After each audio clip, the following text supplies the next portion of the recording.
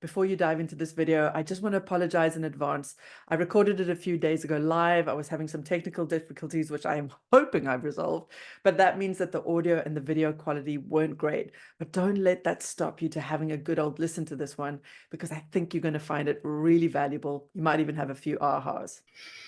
And we're live at lunch. Welcome, Freedom Family. Eating when you're nervous, good or a bad idea? Well, I'm just going to jump straight to the point and tell you it's a great idea. However, there are some caveats to that. And I really want to help you today navigate the minefield of nervous eating, how to do it, when to do it, and how the hell does that fit into the concept of intuitive eating and food freedom? Because I think there's an idea out there that food freedom means the perfection of eating perfectly every day and never eating for any emotion, purely eating for hunger and fullness. And I'm here to tell you that that is not how it is. And you'll probably be glad to hear it. So if anybody tells you that they're a perfect eater, they're probably lying.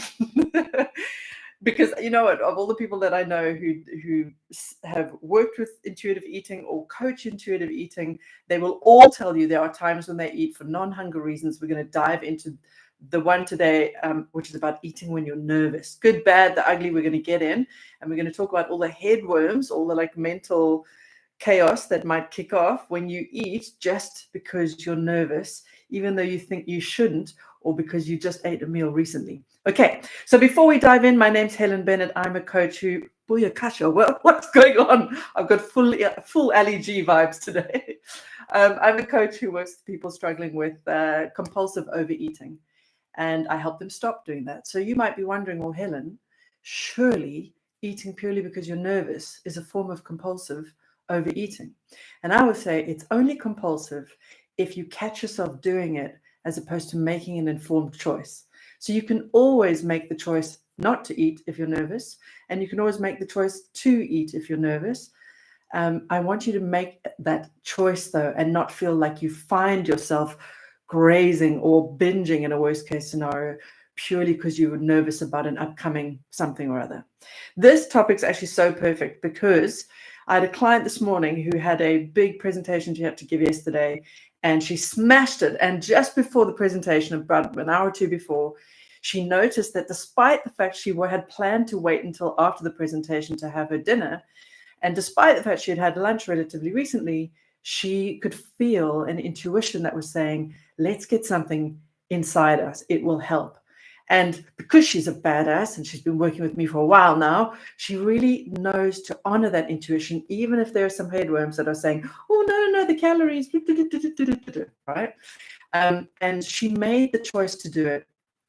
And she knew how much it helped ground her and calm her and focus her. The point of eating when we're nervous. It's got to bring that energy to it. Eating when we're nervous is not eating to escape and numb and run from the danger that we're facing or the fear that we're facing. If it's bringing the grounding and the calm and the focus that you're looking for, then it's doing its job, and then it's so valuable. And it was even more perfect because today I had an appointment that I was nervous about. And interestingly, before the appointment, I lost my appetite. You couldn't have forced food, well, you probably could have forced food down me. But in that moment, my body didn't want food. Food was going to be too much for it to handle. It was actively feeling nauseous and saying, no. But there are other times, particularly if I'm worrying about something, or I've got a lot on my plate and I'm overwhelmed, there's a lot going on, and I'm nervous about something that's coming up, when actually eating a good meal can bring that same thing that my client described, calm, grounding, and focus. That is when I, as somebody who's struggled with compulsive overeating, broken the chains of aggressive disordered eating, am now able to make an informed and clear choice about when I'm eating, maybe not for hunger, maybe I've already eaten, but I can feel in the moment that it will actually help. As a coach says, we're always trying to medicate the pharmacy in the brain. And I think this is one of those situations where maybe your adrenaline's running and you're feeling nervous energy pulsing through your body. And there's an intuition that says, I know we've already eaten. We probably don't need food in an emergency now. We're certainly not starving, but actually eating more would help create a different physiological state. And if it's beneficial, awesome. That's when it's great to choose it. And again, it needs to be an informed choice, slowing everything down and checking, is this what my body wants me to do? Will this actually help me achieve what I need to achieve? So in those moments, I find to this day, choosing to eat a meal, slowing everything down, stopping long enough to make a good choice. And usually when I'm feeling that kind of nervous stress and energy, and I've got a lot going on, I know exactly what I want that to do. I need to be able to think straight so that I can just activate one thing at a time. Again, facing the energy, facing the stress, face on. But the food actually helps me do that. And in those moments, I always notice that when I do a little tummy check, for those of you who don't know what a tummy check-in is, in the description, you will find the links to a masterclass, the Food Foundations masterclass. With that masterclass, it's completely free at the moment. You will get an additional training on how to do a tummy check-in. And if you're just finding me for the first time, that's a great place to start this entire journey of learning to listen to your body and eat intuitively again.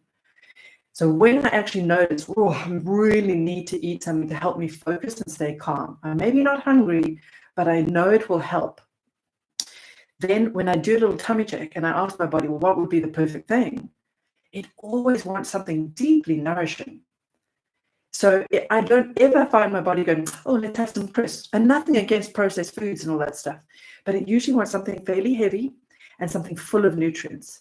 So my client yesterday, I think if I'm not mistaken, she had toast and eggs. That is such a common one that I do as well. It is so helpful to ground me and get me focused. And otherwise it'll be something with lots of veggies, and it needs to have substance to it and tends to want nutrients. Now, I don't know why that is, but what I do know is that when we eat, our body slows everything down. If you'll notice when you eat a big meal, what happens? You tend to get a bit dozy, a bit tired. So when you're in a high energy state and everything's doing this, actually eating can help you get that little bit of sleep, just taking that level down, taking some of that energy away from the frantic chaos and into your digestive tract. It pulls energy out of the system and focuses it there. And that's when it can be so powerful, because you want to bring that energy level down.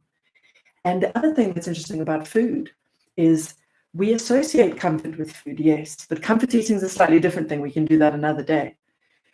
But we also associate food with safety. And one of the things I noticed while I was sort of working out my hunger and fullness signals again, because I had no idea what they were, I was so in a mess with food, I noticed that when my body hits a satiety point, it breathes a sigh. And I've always thought of it as a safety sigh, as if to say, oh, the panic's over, we're not being starved anymore, we got food in our belly, and we're going to be okay. And I get an actual physiological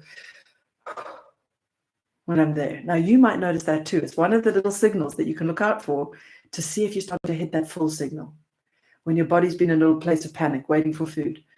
But that sigh and that feeling of safety, I feel when I'm eating for nervousness too. So you can see how powerful it is as a choice. Again, an informed choice, not compulsion. You really want to slow things down, make the choice knowingly. And I really find it helpful to stop everything, eat the meal, be a little bit mindful around the meal, and then redirect my focus after the meal into the task at hand. And it always helps. But here's the other part.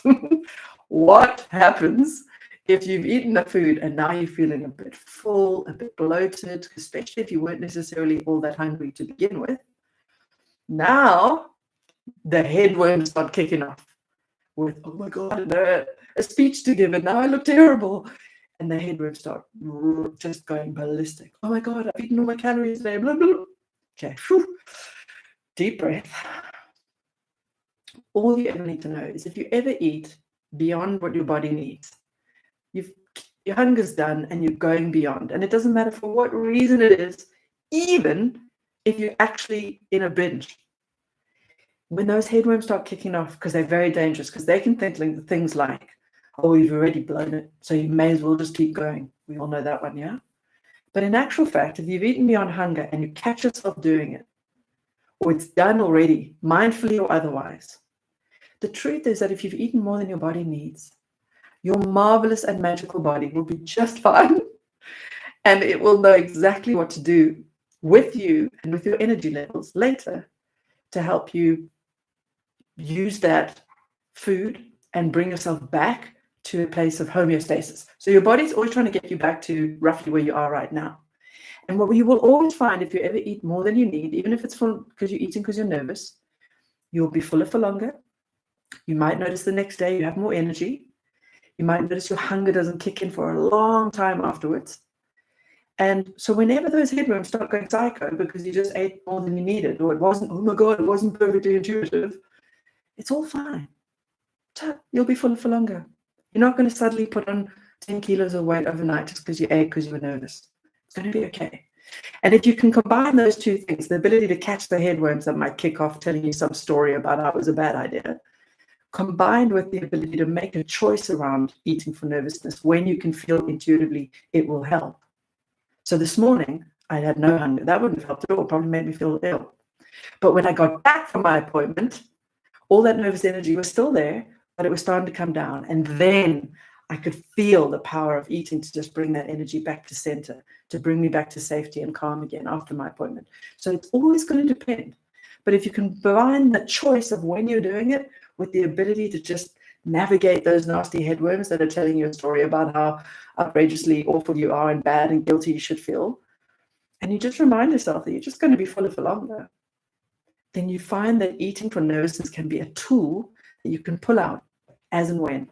Now, the only thing I want to say about that is we do live in a world that's highly full of stress. And so we're not saying stress, eat all day, every day, it's a good thing. No. If you're in a situation where you're experiencing high levels of stress repeatedly, stress management is going to be real important. And I think a lot of us can be in that fight or flight space a lot of the time and are reaching for food to try and bring that energy down. But we're reaching for it all the time because we're in a constant place of stress. But stress is one of these skills that if you are that person who has a lot of stress in your life, a lot of nervous energy a lot of the time, then eating every time you're nervous is probably not going to serve you long term. And that's where we've got to do the work of learning how to calm that energy as best you can so that you will only use that tool of eating once in a while. That's pretty much what I do at the moment, right? But I've been a chef. I know what it is to be under high pressure, surrounded by food too. And I know what it is to get really good at navigating and managing the thoughts that are causing the nervous energy. Now, you may not need to practice that skill. You may just be somebody who feels nervous every now and again. Then you can pull this tool out of the bag. But for those of you in high-level stress situations, a lot of the time, if you're stress eating or nervous eating all day long, then we need to talk. So speaking of which, in the description, you'll find all the links you could possibly need. Book a call with me. Let's chat about how to navigate all of this stuff so that you can become a food freedom, intuitive eating badass. And if you've enjoyed this video and you got a bit of value out of it, doesn't matter who you are, I'd love you to just smash the like button. It's a boost for my ego. Not that I need one today, as you can probably hear, but I love it. It feels good that somebody's got value. And more importantly, it gets the content out to other people who need to hear it. Because we all know that people are struggling with their relationship with food. And this is a complicated, messy topic. There's a lot we can go into, from comfort eating to stress eating to boredom eating to, that's why I'm doing lives, because we've got a lot we can chat about. And everybody's going to have some nuanced solutions to how they change their relationship with food and how they become people who can make that choice and not feel compelled to do it. So it's a big old topic and there's a lot to dive into. But getting this content out smashing the like button will help get the content to people who have probably never heard this mentioned before and don't even know about intuitive eating and listening to our body and learning to navigate emotions without having to reach for food in order to do it. Speaking of which, eating for nervousness is one of the rare occasions that I choose to eat for an emotional reason. Is there another one? No, actually, this is the one, because, as I did more and more of this work, I realized sometimes I'd find myself eating because I was feeling a bit lonely, a bit sad, or eating even just for general stress. And it never worked. It only ever made me feel worse. But this one, when I'm panicking, when I can't see the wood for the trees, if I'm nervous because there's something that has to happen, and I can feel that food will help ground me, that's one I still choose, regardless of whether I've just eaten a meal or not. This is a choice that I make repeatedly and will continue to do, and I'm owning it because it's helpful, as long as it's a choice and as long as I'm not making it every 5 minutes, right? So I think I've covered everything that I really wanted to mention there. But of course, if you have any questions, you can put them in the comments. I can see nobody's here today, but one day I'm going to get you watching this live, and then you can join me in the chat. But for now, when you watch this video, I'd love to hear your questions. Pop them in the comments, or you can find me on Instagram at Coach Helen Bennett, or helenbennett.co is my website. You can find me there. And send me your questions about this kind of stuff. I'd love to serve you, and I'd love to give you some answers that will help you navigate this crazy, messy relationship with food and bring it back to something just relaxed and easy, where you can make your choices and get on with your day, much like my client did yesterday, only to look on reflection and realize what a good choice it was. And now she'll have more trust and faith that she can make that choice again as and when it arises. And this is what we do. And sometimes the choices we make don't go our way, and then we learn, and that's okay.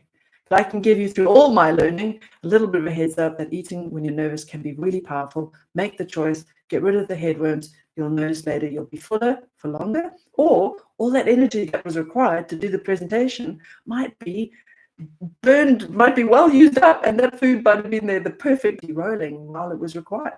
So, nuanced, but everybody will react differently, and just watch and learn. And if you make a bit of a mistake with it, no problem. Just make sure you learn. Don't beat yourself up, and try again. Okay. Have a wonderful Wednesday. I'll see you guys on Friday. Remember, for those of you, if anybody's watching who is struggling specifically with bulimia, on Fridays, I do a live lunch after this one. It's about 1:30 p.m. CET, Central European Time, and that is just for people struggling with bulimia specifically. You can find the links in the description for that, and that you can jump on and ask all your questions, and I can help you with that specific eating disorder. Okay, lovelies, have a wonderful Wednesday further. I'll see you on Friday, and by then I'll probably be a bit because all this nervous energy will have properly burnt itself off by then. All right, lovelies, have a great one. Chat to you then. Bye.